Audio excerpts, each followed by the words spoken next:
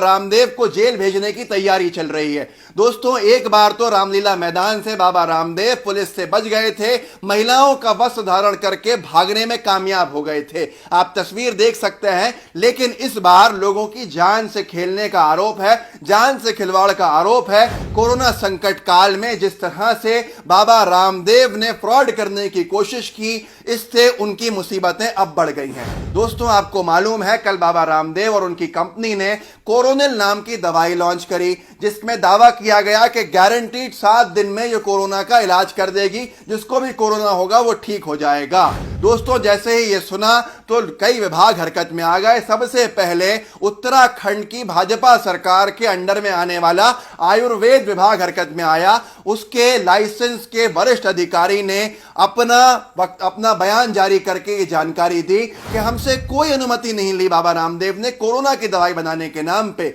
बल्कि हमसे तो अनुमति ली थी 10 जून को, यह कहकर कि हम दवा बनाना चाहते हैं इम्यूनिटी बढ़ाने की, और जो खांसी है और गले की खराबी है और बुखार की दवाई बनाना चाहते हैं। इस नाम पे हमने अनुमति दी थी, ना हमने कोरोना की दवाई बनाने की अनुमति दी, ना हमसे मांगी गई। सुनिए BS रावत क्या कहते हैं। हमारे द्वारा जो उसको अनुमोदित किया गया है उसमें इम्यूनिटी बूस्टर और कास और श्वास, खांसी और बुखार, इसके लिए उसको अप्रूव किया गया है।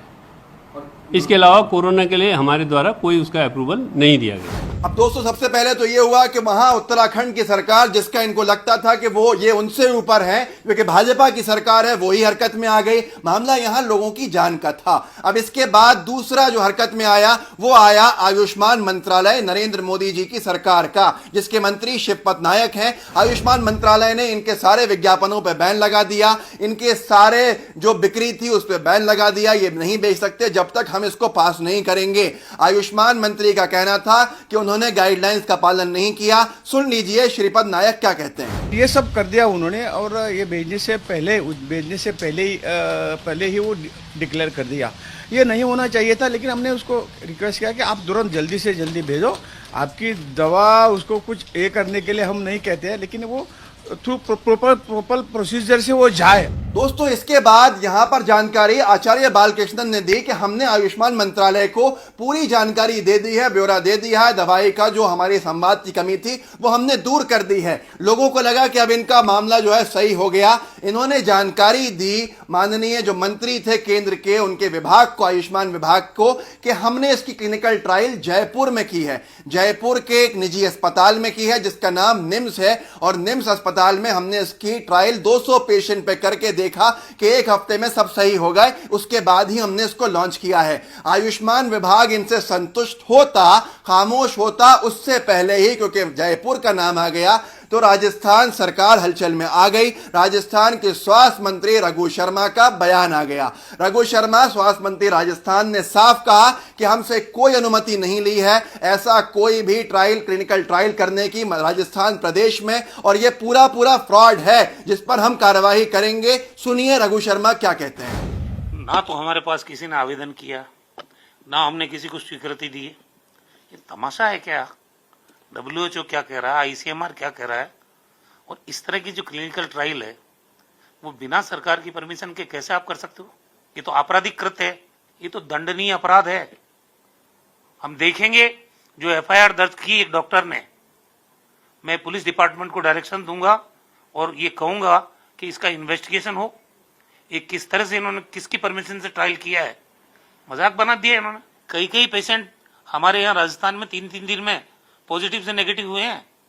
तो ये जो दावा कर रहे हैं कि 7 दिन में ठीक हो जाएंगे, ये तमाशा है और कुछ नहीं है। दोस्तों, रघु शर्मा को आपने सुना, उन्होंने साफ कर दिया है कि ये सरासर झूठ है, फ्रॉड है और ये लोगों की जान से खिलवाड़ है। जिस अस्पताल की बात बाबा रामदेव के साथ ही कर रहे हैं, जहां क्लिनिकल ट्रायल हुई है, 7 दिन में पेशेंट्स वहां सही हुए हैं, इतना बड़ा झूठ दोस्तों आपने सुना कि कैसा स्वास्थ्य मंत्री ने बताया, बेनकाब किया कि वहां पर तो बिना सिम्टम्स के पेशेंट्स को भेजा जाता है और वहां हर मरीज 2 दिन 3 दिन या हद से हद 7 दिन में सही हो ही जाता है, जहां जिनका इलाज करने की ये बात कर रहे हैं। दोस्तों, कितने बड़े फ्रॉड हैं, लेकिन अनभक्तों के ये भी हीरो हैं। कितने अफसोस की बात है। अब यहां पर आगे रघु शर्मा ने ये पूरा बताया कि इसका तरीका क्या होता है। का तरीका होता है, अगर कोई ड्रग ट्रायल करनी है या बनानी है दवाई कोरोना को लेकर या किसी भी बीमारी को लेकर, तो सीधे सीधे इनको IMCR के ICMR के अंदर ICMR में रिसर्च के लिए आवेदन देना पड़ेगा, अनुमति लेनी पड़ेगी, जो काउंसिल है मेडिकल रिसर्च का, और वो जब अनुमति देगा तो आप रिसर्च पे काम शुरू करते हो। ऐसी कोई अनुमति बाबा रामदेव ने नहीं ली थी। उसके बाद अगर दवा पूरी हो जाती है तो किसी स्टेट के किसी अस्पताल में अगर क्लिनिकल ट्रायल या ह्यूमन ट्रायल करनी है तो राज्य की सरकार से अनुमति लेनी होगी। रघु शर्मा ने जानकारी दी कि बाबा रामदेव ने ऐसी कोई अनुमति राजस्थान सरकार से नहीं ली है। अब यहां मुसीबतें बढ़ गईं, लेकिन जयपुर के जिला के स्वास्थ्य अधिकारी के बयान से इनकी जो पूरा मामला था वो एक तरह से खत्म होता हुआ दिखा कि अब तो जेल जाना ही पड़ेगा।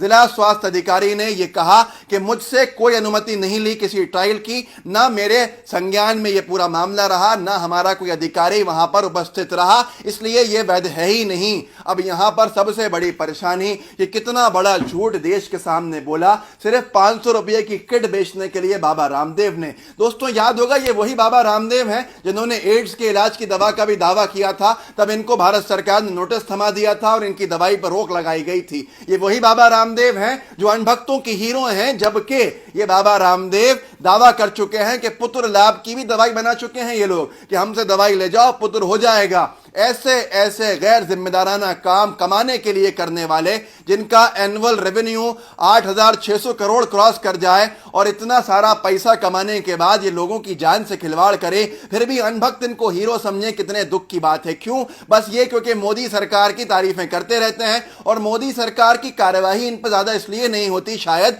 क्योंकि इन्होंने ही दावा किया था कि मोदी सरकार जब आ जाएगी 2014 में तो पेट्रोल डीजल 35 रुपए लीटर के कम में बिकने लगेगा, डॉलर के बराबर रुपया हो जाएगा, और इस तरह के बड़े बड़े दावे रामदेव जी ने किए थे, जिसके बाद वो सरकार भी बन गई। अब इस सरकार को भी कार्यवाही करने से कोई नहीं रोक सकता क्योंकि मामला यहां लोगों के लिए जानलेवा बन गया। किस तरह से आपदा को अवसर में बदलने का काम किया, लोगों की जान से खेलने के ऊपर। बाबा रामदेव तो अवसरवादी हैं ही, आपको पता ही है। मैगी का विरोध करते थे और फिर खुद की मैगी नूडल्स बना के लॉन्च कर दी पतंजलि के नाम से। इसी तरह से पास्ता का विरोध किया और उसके बाद खुद पास्ता को बना के लॉन्च कर दिया अपनी पैकेजिंग के अंदर। ऐसे ही कई चीजें हुई। एक जमाने में फटी हुई डेनिम और जीन्स का विरोध किया था और फिर खुद इन्होंने अपनी साइट पे उसको बेचने का काम किया। तो दोस्तों आपको समझना पड़ेगा कौन फ्रॉड है और कौन सही है, कौन जेन्युइन है। अनभक्तों की अनभक्ति इस देश को लेकर डूब रही है। लोग बीमारी से परेशान हैं और बाबा रामदेव इस आपदा में अवसर तलाश रहे हैं। और जो अनभक्त हैं, आज पता चला कि अनभक्तों के लिए